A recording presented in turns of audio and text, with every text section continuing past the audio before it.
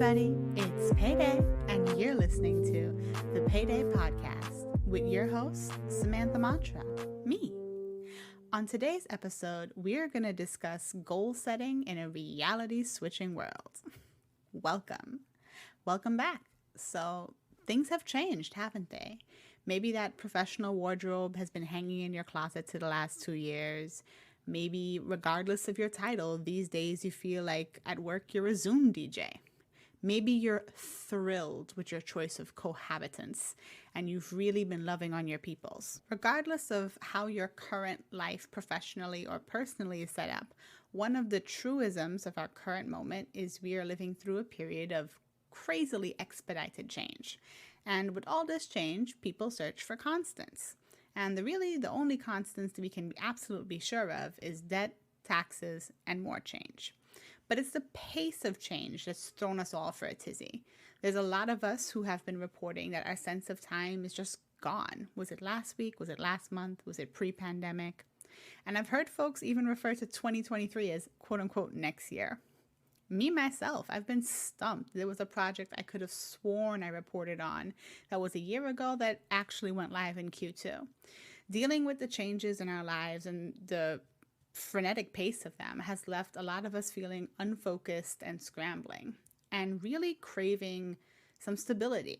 And stability that can come from setting your own priorities and your own goals separate from everything else that is going on in your life. So how do you do it? How does one set goals, set priorities when it feels like the world is constantly shifting? That's what today's episode is about.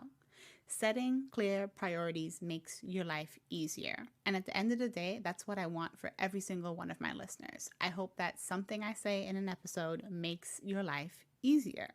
Speaking of ways to make your life easier, if you're getting ready to start a podcast and you haven't heard of Anchor, it's the easiest way to get started. It's free. Anchor distributes your podcast for you across multiple platforms, including Spotify and Apple Podcasts. Their app allows you to edit straight from your phone or computer, and there's no minimum listenership to start earning revenue.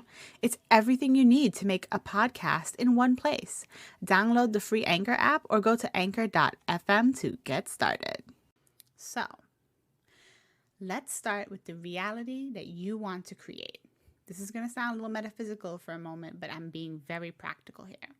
What does your ideal inner world look like? What does your physical apartment look like? Your perfect coworkers, your ideal financial life? What does your life look like when you take the limiters off, the limitations that are currently in your way? Notice how I keep saying the word your. I would make the argument both professionally and personally that if goals are not centered on you first, you are setting yourself up to either burn out or fail. This is your life. You are the main character in your story. And when you don't create goals that center you, what happens is you surrender authorship. Let's expand on that. For my generous souls, people who are thinking about buying their parents a house, people who are already parents and want to provide for their children, or people who have dependents, whether it's a pet or a grandma, sometimes in that situation, people you love drive all of the goal setting, but that's a setup for burnout or failure. I like the airplane mask example to really highlight this.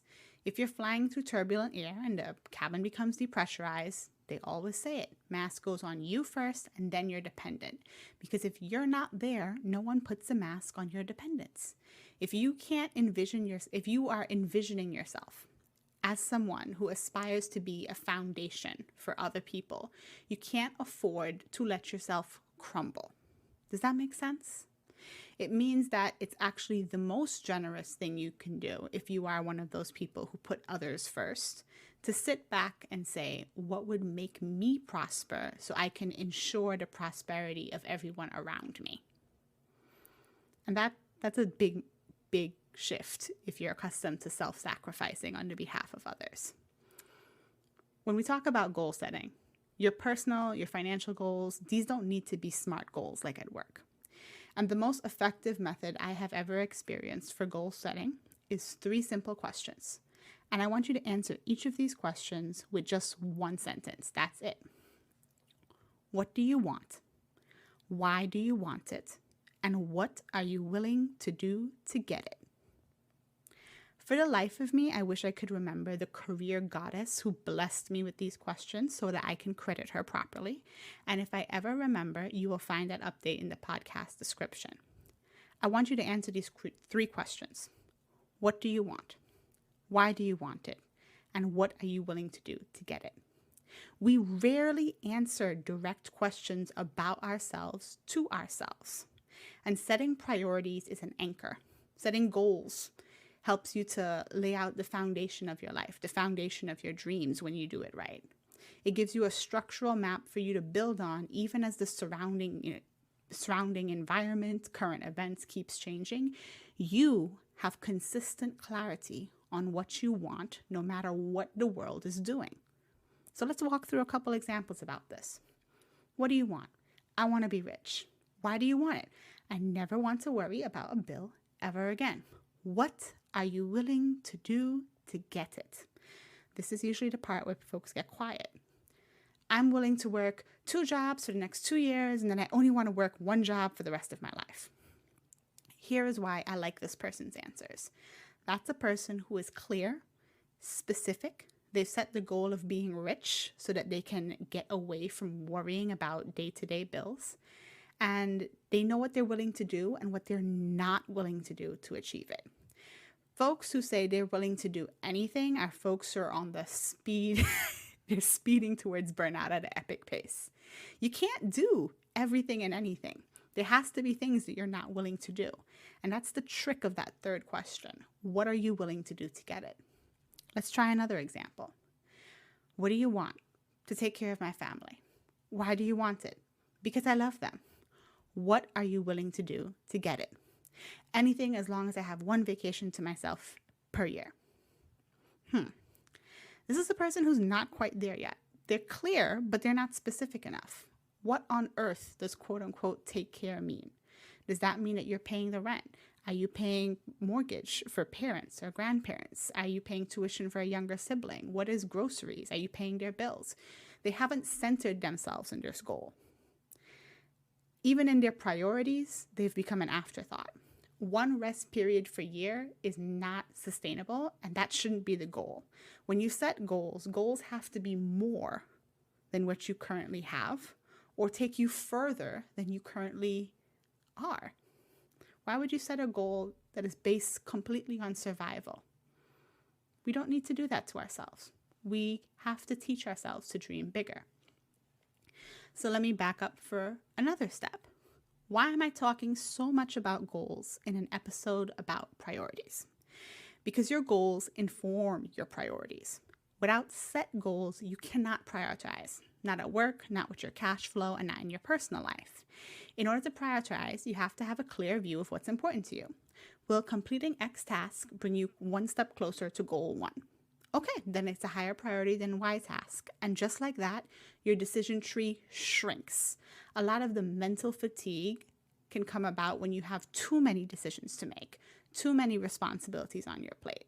And by setting, and I would advise to go really small, just 3 goals for yourself, and letting all priorities stem from these 3 goals, you take a lot of decisions off your plate and you free up a lot more mental processing if you want to think of your brain as a CPU. So let's quickly set a goal together that I know many of you have. I want more money. Okay?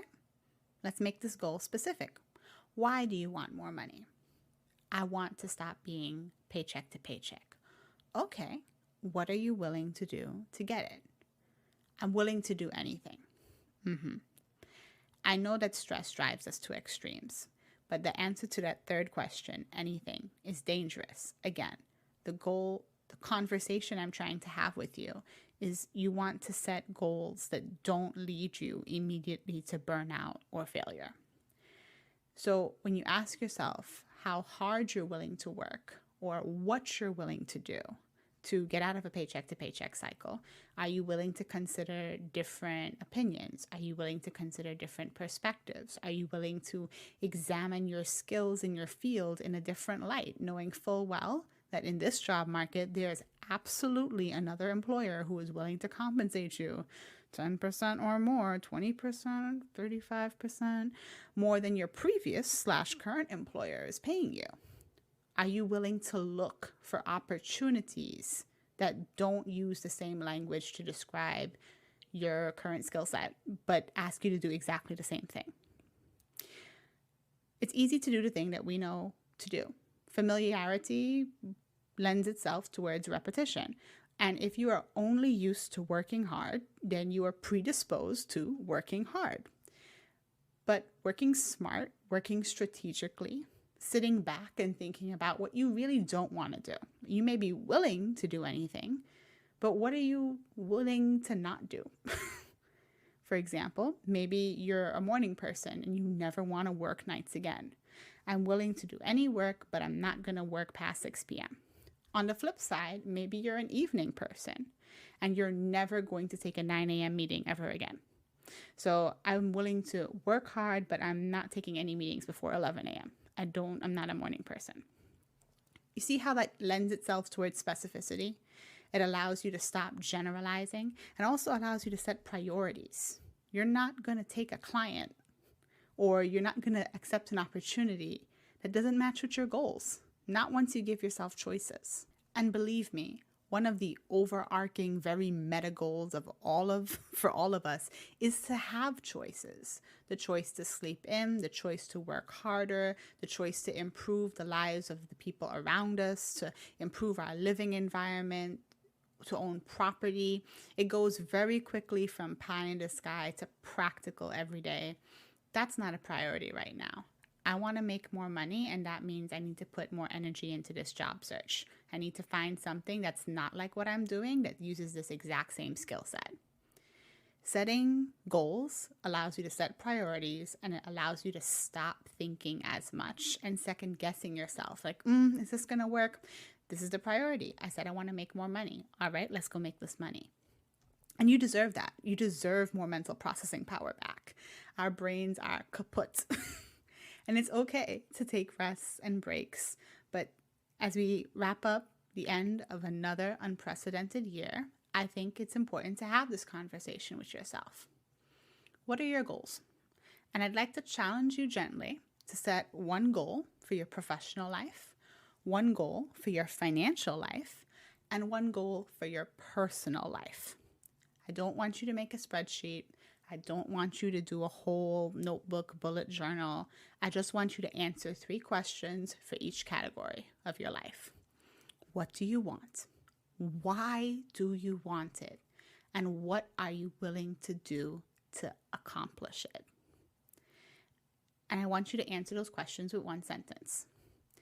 And as you are making financial choices, as we roll into 2022, as you are making career decisions and evaluating where you're at, as we slowly are making our way into year 3 of a pandemic, as you are considering and contemplating your personal life, these questions will help you create benchmarks and boundaries for yourself. And so I offer them up to you. Use them. I know for a lot of us, we don't say what we want out loud, not even to ourselves, because it feels just completely impossible.